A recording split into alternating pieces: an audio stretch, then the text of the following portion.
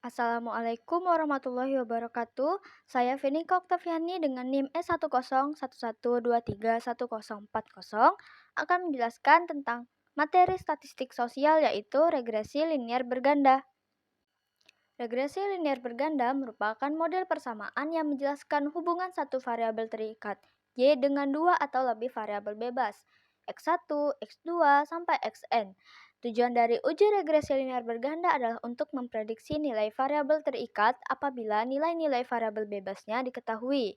Di samping itu juga, untuk dapat mengetahui bagaimanakah arah hubungan variabel terikat dengan variabel-variabel bebasnya. Persamaan regresi linier berganda secara matematik diekspresikan oleh Y sama dengan A ditambah B1X1 ditambah B2X2 sampai Bn Xn, di mana Y itu adalah variabel terikat atau tak bebas, yang nanti nilai variabel ini akan diprediksi. A itu adalah konstanta, B1, B2, B3, sampai Bn itu adalah nilai koefisien regresi. X1, X2, X3, sampai Xn itu adalah variabel bebas. Bila terdapat dua variabel bebas, yaitu X1 dan X2, maka bentuk persamaan regresinya adalah Y sama dengan A ditambah B1X1 ditambah B2X2. Keadaan-keadaan bila koefisien-koefisien regresi, yaitu B1 dan B2 mempunyai nilai jika X nilainya adalah 0, dalam hal ini variabel Y tidak terpengaruhi oleh X1 dan X2. Jika X nilainya negatif, maka terjadi hubungan dengan arah terbalik antara variabel terikat Y dengan variabel-variabel bebas X1 dan X2. Jika X nilainya positif, terjadi hubungan yang searah antara variabel terikat Y dengan variabel bebas X1 dan X2. Koefisien-koefisien regresi B1 dan B2 serta konstanta A dapat dihitung dengan menggunakan rumus sebagai berikut. Untuk mencari A, kita menggunakan rumus A sama dengan mean dari Y dikurang B1 dikali mean dari X1 dikurang B2 dikali dengan mean dari X2.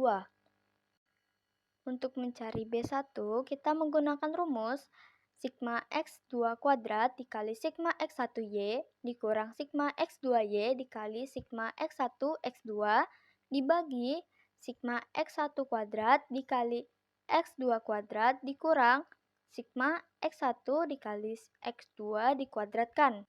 Rumus B2 itu kurang lebih sama dengan B1. Pembedanya itu pada pembilang. Jika B1 itu menggunakan X2 kuadrat, B2 akan menggunakan X1 kuadrat. B1 itu X1Y, maka B2 itu X2Y. Terus kalau B1 itu X2Y, B2 itu akan menggunakan X1Y. X1, X2-nya sama. Dan penjemputnya itu sama. Jika dilihat lagi, ada perbedaan antara A, B1, dan B2, yaitu pada huruf Y dan X. Jika di konstanta A, Y dan X yang digunakan itu adalah huruf besar, sedangkan B1 dan B2 menggunakan Y dan X yang kecil. Nah, untuk mencari huruf X dan Y kecil pada B1 dan B2, kita menggunakan rumus ini. Sigma X kecil 1 kuadrat sama dengan sigma X besar 1 kuadrat dikurang sigma X besar 1 dikuadratkan per N. Sigma X kecil 2 kuadrat sama dengan sigma X besar 2 kuadrat dikurang sigma X besar 2 dikuadratkan per N. Sigma Y kecil kuadrat sama dengan sigma Y besar kuadrat dikurang sigma Y dikuadratkan per N. Sigma X kecil 1 Y kecil sama dengan sigma X besar 1 Y besar dikurang sigma X besar 1 dikali sigma Y besar per N.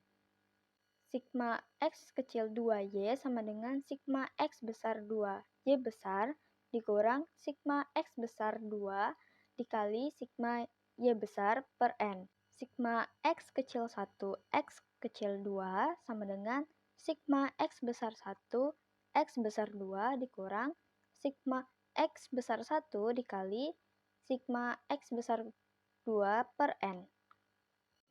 Uji hipotesis pada regresi linear berganda dapat dilakukan dengan cara yaitu 1. Uji koefisiensi determinan atau R-square yang berfungsi untuk mengetahui presentasi pengaruh variabel-variabel X1 dan X2 terhadap variabel Y.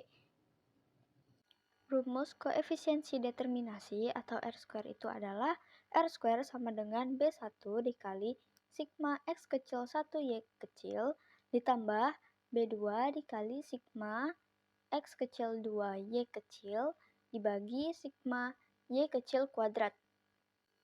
Karena hasil dari koefisiensi determinasi atau R-square ini adalah dalam desimal, maka untuk mengubahnya ke dalam persen, kita menggunakan rumus koefisien penentu atau KP.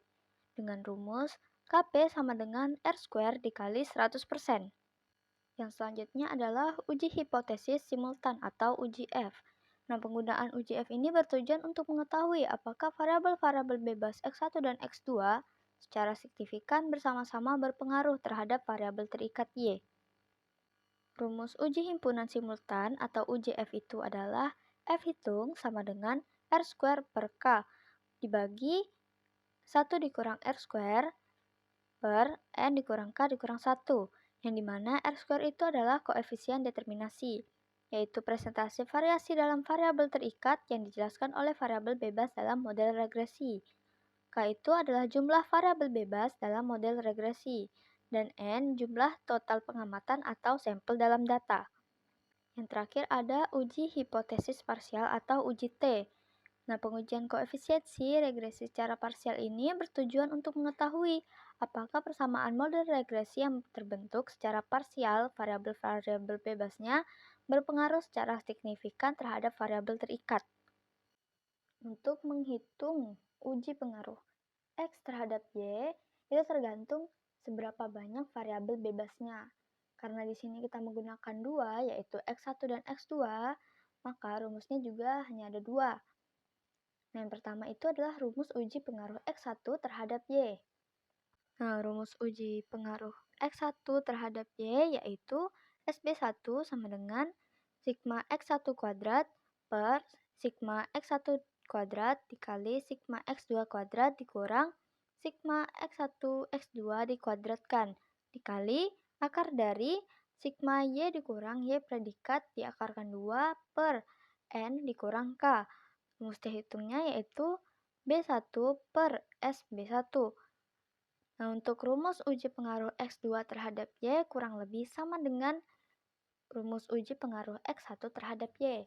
Yang menjadi perbedaan yaitu pada sigma X2 kuadrat. Selanjutnya ada rumus S gabungan yang berfungsi untuk menghitung kombinasi dari nilai T dari masing-masing koefisien.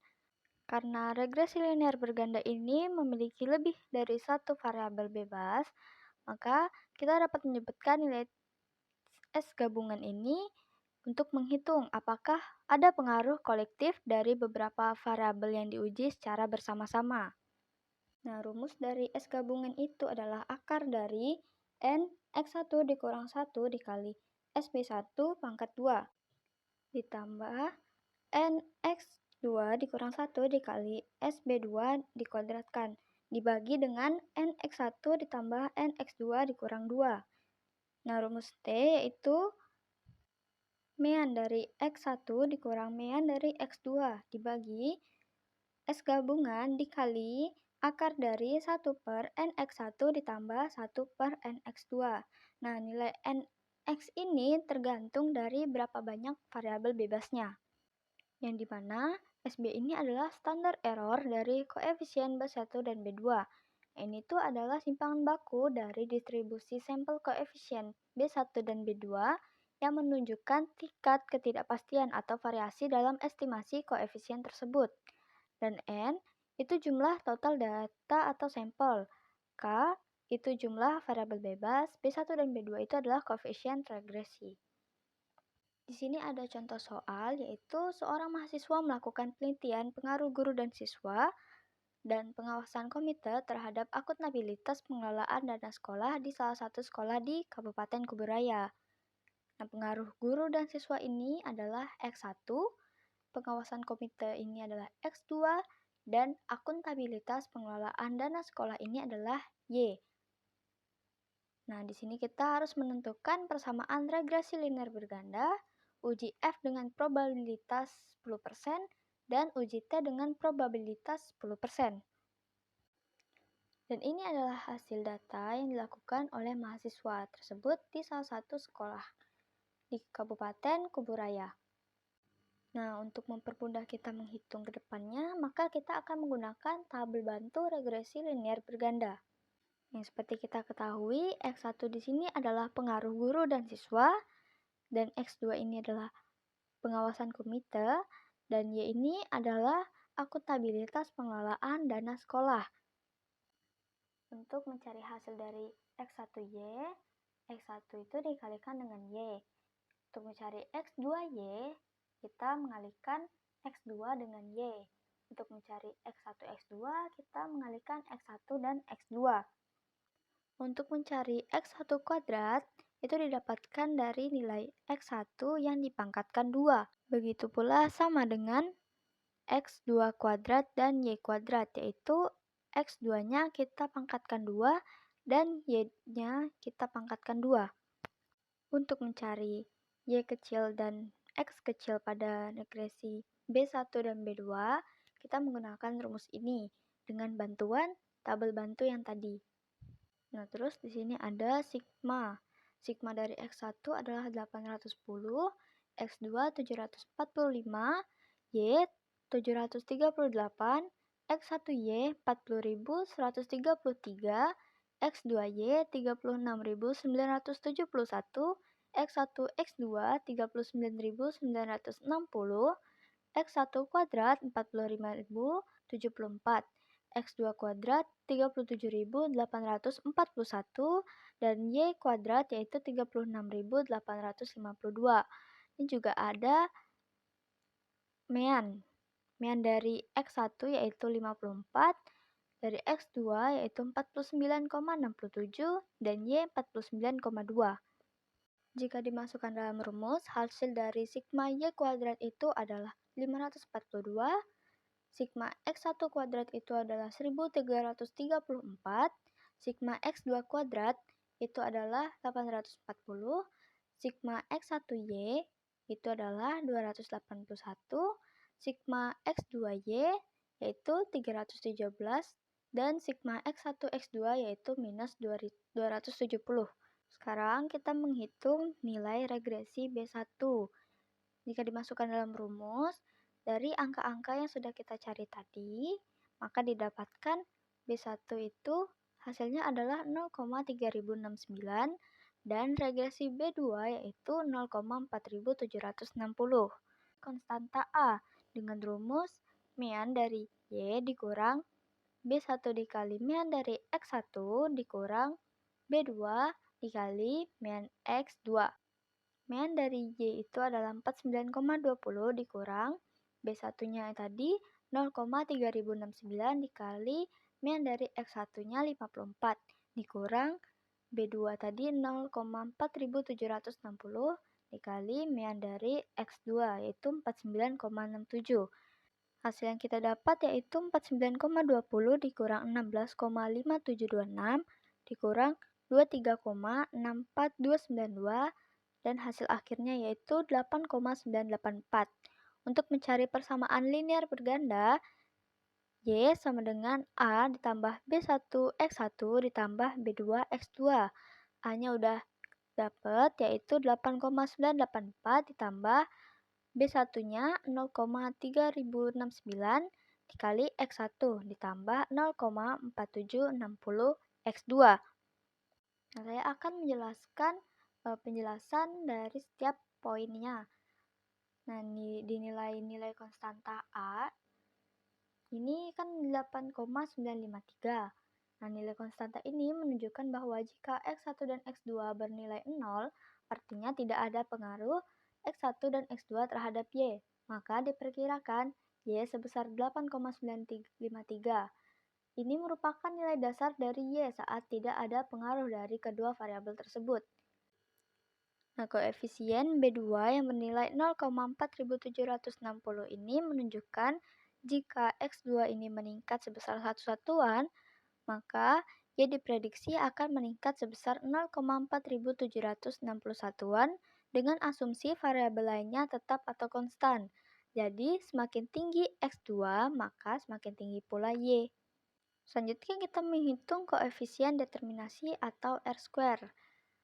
Kita memasukkan angka-angka dalam rumus R-square dan didapat 0,437. Jika kita menghitung ke dalam koefisien penentu atau KP, nilai dari R-square ini adalah 43,7%. Sisanya yaitu dari 100% dikurang 43,7% adalah 56,3%, yang berarti sumbangan atau kontribusi variabel X terhadap Y adalah sebesar 43,7%.